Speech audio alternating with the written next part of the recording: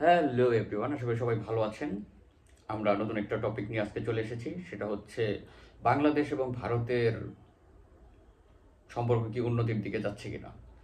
তো এই বিষয়ে আলোচনা করতে গেলে আমরা আজকে যে টপিকটা নিয়ে কথা বলবো সেটা হচ্ছে ভারতের পররাষ্ট্রমন্ত্রী কি বলেছেন বাংলাদেশকে নিয়ে। এই প্রথম কোনো জায়গায় পররাষ্ট্রমন্ত্রী মানে ভারতের পররাষ্ট্রমন্ত্রী জয়শঙ্কর যে সে কোনো একটা মন্তব্য করেছে বাংলাদেশ নিয়ে। সেটা হচ্ছে তাদের সংসদে সংসদে কংগ্রেসের নেতা তাকে জিজ্ঞেস করেছিল যে বাংলাদেশ নিয়ে এখন আহ, আমাদের স্ট্যান্ডটা কীরকম হবে।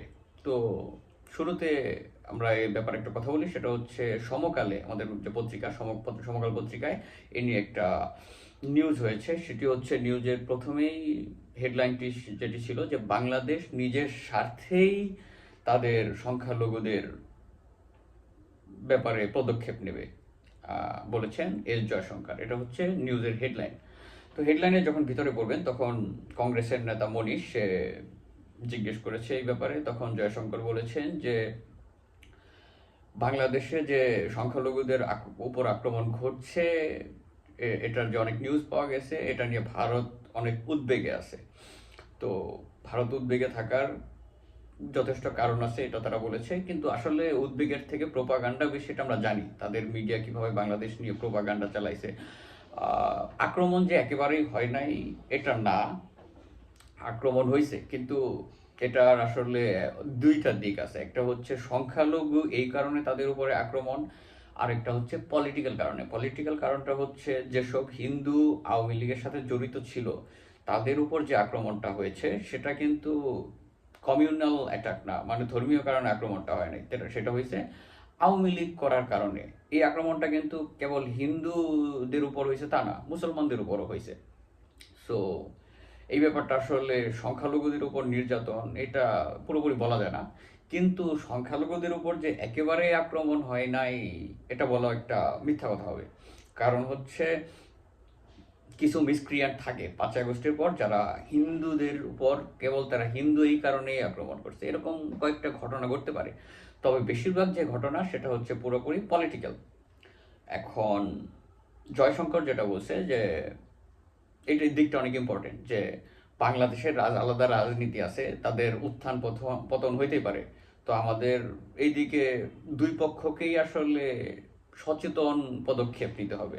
এর মানে সে বোঝাইছে সে পুরোপুরি বাংলাদেশের উপর দোষটা দেয় না। দুই পক্ষ বলতে তারা ভারতের পক্ষেও বোঝাইছে, বাংলাদেশের পক্ষে বোঝাইছে যে আমাদের দুই পক্ষের কে এগিয়ে আসতে হবে আমাদের এই ব্যাপারে, সম্পর্ক উন্নয়নের ব্যাপারে। তো তিনি আরো বলছেন যে বাংলাদেশ সরকার তাদের সংখ্যালঘুদের নিজেদের কারণেই, নিজেদের নিরাপত্তার কারণেই সংখ্যালঘুদের উপর ব্যবস্থাটা নেবে যাতে আর নির্যাতন না হয়। আর সে বলছে যে আমরা বাংলাদেশের সাথে যাতে উন্নয়নটা করতে পারি সেদিকে আমাদের আরো পদক্ষেপ নিতে হবে। আমাদের পররাষ্ট্র সচিব বা ঢাকায় গেছে, মানে এটা জয়শঙ্করের কথা, আমার কথা না, যে আমাদের পররাষ্ট্র সচিব ঢাকায় গেছে কিভাবে সম্পর্ক উন্নয়ন করা যায় আমরা সেদিকে দেখব। এখন এই ব্যাপারে সংসদে আরো অনেক কথা হয়েছে, যেমন মালদ্বীপের যে প্রধানমন্ত্রী মইজু সে ক্যাম্পেইনই চালাইছিল, যে ভারত বিরোধী ক্যাম্পেইন, যে ইন্ডিয়া আউট ক্যাম্পেইন। এই ইন্ডিয়া আউট ক্যাম্পেইনের পরে সে করছে, ইলেকশন জিতে ক্ষমতায় আসছে।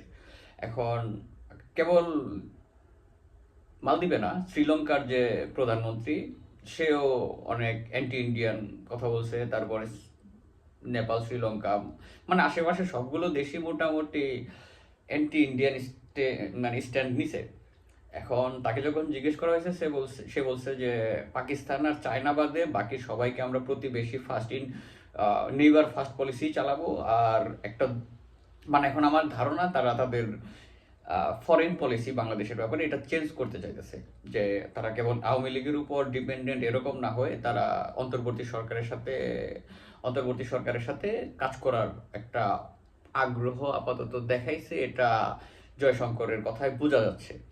ভবিষ্যতে কি হয় এটা নিয়ে বলা যাচ্ছে না, তবে আমার কাছে এই ব্যাপারটা পজিটিভই লাগছে, কারণ ভারত আমাদের নেইবার। আমরা সুষম বন্টনের মাধ্যমে তারা যতটুকু অধিকার পায় আমরাও যাতে ততটুকু পাই, এইভাবে আমাদের সম্পর্কটা বন্ধুর মতো হওয়া উচিত। এমন না যে দাস, তারা আমাদের বস আমরা তাদের গোলাম, এরকম না, যেটা আওয়ামী লীগের আমলে ছিল।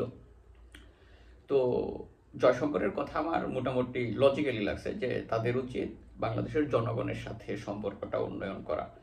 তারা যেভাবে একটা পার্টিকে নিজেদের ফ্যামিলি বানাইছিল আওয়ামী লীগকে, সেটা থেকে তাদের বেরোয় আসা উচিত। এটা করলে আর কি আমাদের দুই দেশের জনগণের জন্য ভালো, দুই দেশের ইকোনমির জন্য ভালো, কারণ পারস্পরিক সহযোগিতায় আমাদের উন্নতির দিকে নিতে পারে।